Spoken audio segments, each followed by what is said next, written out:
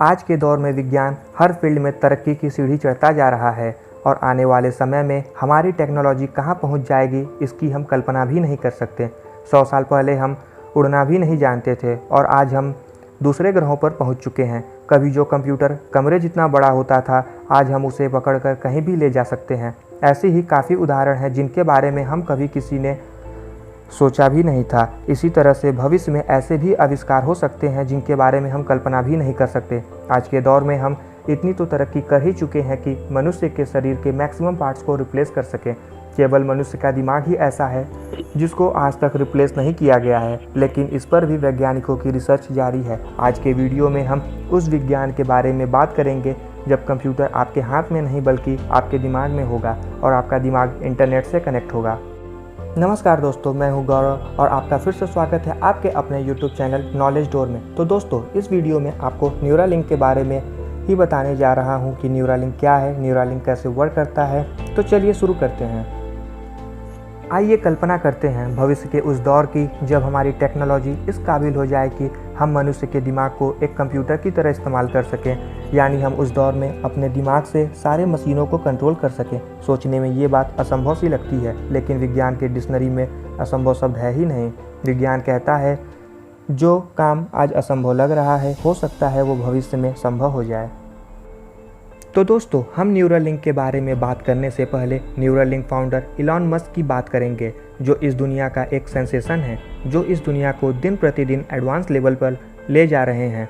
Elon Musk और उनकी team इस दुनिया को बहुत सारे मेन प्रोजेक्ट का हिस्सा रह चुके हैं, जैसे कि Tesla, SpaceX, solar city, hyperloop, PayPal और न्यूरालिंक। इस तरह के टेक्नोलॉजी से इलॉन मस्क ने इस दुनिया को बहुत ही अलग ले जा रहे हैं और इलॉन मस्क ने न्यूरालिंक की बात 16 जुलाई 2019 में की थी।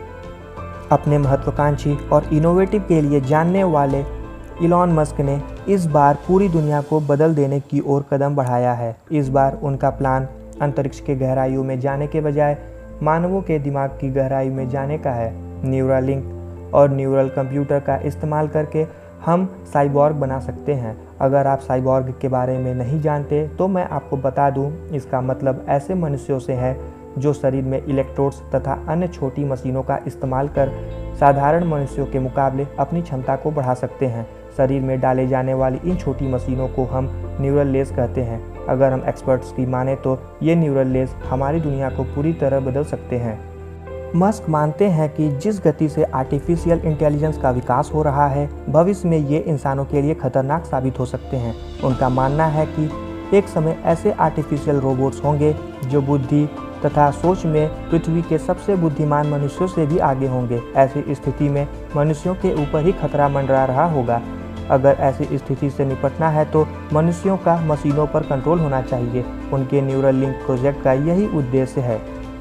तो अगर हम न्यूरालिंक की बात करें तो दोस्तों, न्यूरालिंक हमारे ब्रेन के अंदर एक आर्टिफिशियल लेयर को प्लेस करेगा। मेनली दोस्तों, ब्रेन में 2 मेजर सिस्टम होते हैं, जिसका नाम है लिम्बिक सिस्टम, जो हमेशा ब्रेन को कंट्रोल करता है, और दूसरा कॉर्टेक्स, जहां पर थिंकिंग और प्लानिंग का प्रोसेस चलता है। इन सिस्टम के ऊपर न्यूरालिंक का एक लेयर प्लेस किया जाएगा, जो डिजिटल सुपर इंटेलिजेंस लेयर होगा, जो हमको कंप्यूटर से कनेक्ट करेगा। और इस लेयर को दोस्तों हम अपने मोबाइल और लैपटॉप से कनेक्ट कर सकते हैं, ताकि हम दुनिया की सारी इन्फॉर्मेशन को अपने फिंगर टिप से एक्सेस कर सकें। लैपटॉप और मोबाइल एक स्लो टाइप ऑफ कम्युनिकेशन है जो हमें आउटर वर्ल्ड से कनेक्ट करता है। इस स्लो कम्युनिकेशन को हम फास्टर बनाने के लिए सिर्फ एक ही तरीका है, जो डायरेक्टली ह्यूमन ब्रेन को मशीन से कनेक्ट करते हैं, जिसे हम ब्रेन मशीन इंटरफेस भी कहते हैं। इलॉन मस्क की टीम साइंटिस्ट, डॉक्टर, इंजीनियर और भी बहुत सारे लोग इस ब्रेन मशीन इंटरफेस पर वर्क कर रहे हैं कि किस तरह से इसे और भी बेटर बना सकें। तो दोस्तों, अगर हम न्यूरालिंक के वर्किंग की बात करें तो ह्यूमन ब्रेन के अंदर न्यूरॉन्स होते हैं जो हमेशा एक दूसरे को इलेक्ट्रिकल सिग्नल सेंड करते रहते हैं। इस न्यूरॉन्स के इलेक्ट्रिकल सिग्नल से एक tiny electromagnetic field human brain में क्रिएट होता है, जहां पर न्यूरल लिंक्स को प्लेस किया जाएगा। उस फील्ड में प्लेस किए गए इलेक्ट्रोड्स ब्रेन के एनालॉग सिग्नल को कंप्यूटर लैंग्वेज में चेंज करेंगे। और दोस्तों, हम न्यूरल लिंक के इलेक्ट्रोड मिस की बात करें तो न्यूरल लिंक इलेक्ट्रोड मिस पर थाउजेंड्स ऑफ इलेक्ट्रोड रहेंगे दोस्तों, जो एक दूसरे से 60 माइक्रोन्स की डिस्टेंस पर रहेंगे। इसी इलेक्ट्रोड मिस से ब्रेन से डाटा लिया जा सकता है और दिया जा सकता है। और दोस्तों, इस मिस से एक डाटा को कंप्यूटर से ट्रांसफ़र करने के लिए एक चिप की ज़रूरत होती है जो न्यूरालिंक चिप है, जिसे N1 चिप भी कहते हैं, जो इलेक्ट्रोड मिस लिए गए सिग्नल को N1 चिप रीड करती है और उसे एम्पलीफाई करके एक और डिवाइस को सेंड करती है जो ह्यूमन ईयर के पीछे सेट किया जाता है। और दोस्तों, न्यूरालिंक एक बार ब्रेन में इम्प्लांट करने के बाद उसे अपग्रेड करना हो तो सिर्फ अदर डिवाइस को अपग्रेड किया जाता है। अगर अदर डिवाइस को रिमूव करें तो सारा N1 चिप और इलेक्ट्रोड मिस यूजलेस हो जाता है। और दोस्तों, अगर हम N1 चिप की साइज़ की बात करें तो दोस्तों वो सिर्फ और सिर्फ 4x5 mm का है और बहुत लो पावर से चलता है, जिसके अंदर ही एक हार्डवेयर है जिसे N1 चिप पर सेकेंड में 20,000 ब्रेन सैंपल रीड कर सकता है। और दोस्तों, न्यूरॉन्स के सिग्नल को कैच करने के लिए साइंटिस्ट ब्रेन के वॉर्टेक्स स्पेक पर काम कर रहा है, जो एक ही तरीका है ब्रेन से कम्युनिकेट करने के लिए। और वो लोग कुछ एल्गोरिदम को भी डेवलप किए हैं जो स्पेक्स को रियल टाइम पर डिकोड करके ब्रेन के डाटा को रीड कर सकते हैं। ये एल्गोरिदम से सिर्फ ब्रेन को रीड ही नहीं बल्कि राइट भी कर सकते हैं। ऐसी टेक्निक जो ब्रेन पे राइट कर सके वो लेट 1950s में ही डेवलप किया गया था, जिससे ईयर हियरिंग को रिस्टोर किया गया था। जो इन्फॉर्मेशन ब्रेन को राइट करेंगे वो परफेक्ट होने की भी ज़रूरत नहीं है, क्योंकि न्यूरोप्लास्टिसिटी से, क्योंकि ह्यूमन ब्रेन को नया इन्फॉर्मेशन सीखने की कैपेबिलिटी है।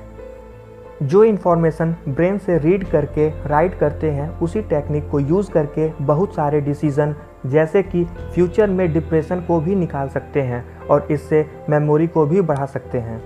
तो दोस्तों, और भी हम न्यूरालिंक की प्लानिंग और फ्यूचर स्कोप की बात करें तो दोस्तों, न्यूरालिंक की प्लानिंग ये है कि N1 चिप को ब्लूटूथ से और डिवाइस को कनेक्ट करके अपने मोबाइल से कंट्रोल कर सकते हैं। और न्यूरालिंक का फर्स्ट एप्लीकेशन ये है कि स्पाइनल कॉर्टेक्स, जहाँ पर ब्रेन अपने सिग्नल को भेजकर पूरी ह्यूमन बॉडी के मूवमेंट को कंट्रोल कर सकता है, वहाँ पर न्यूरालिंक को प्लेस करना इसका मेन और फर्स्ट एप्लीकेशन है। न्यूरालिंक को उस मोटल कॉर्टेक्स से प्लेस करने से वो न्यूरालिंक ह्यूमन बॉडी के मूवमेंट को भी रीड कर सकता है। दोस्तों, इस न्यूरालिंक को एक मंकी पर टेस्ट किया गया था और ये टेस्ट सक्सेसफुल रहा और मंकी खुद एक कंप्यूटर को कंट्रोल किया था। न्यूरालिंक एक्सपेरिमेंट ह्यूमन पर ये 2020 के एंड में स्टार्ट होने जा रहा है। तो दोस्तों, ये न्यूरालिंक की सिर्फ शुरुआत है और भी बहुत से फीचर्स इसमें ऐड होने वाले हैं। और भी दोस्तों, इस न्यूरालिंक को दुनिया भर से ऐसे क्वेश्चंस आ रहे हैं जिसका जवाब किसी के पास नहीं है, जो कि क्या न्यूरालिंक एथिकल है, क्या ह्यूमन को इसकी ज़रूरत है और इस न्यूरालिंक से किस प्रकार के रिस्क ह्यूमन को फेस करना पड़ेगा। ये सब सारे सवाल जिनका किसी के पास जवाब ही नहीं है। तो दोस्तों, आज के इस वीडियो में बस इतना ही।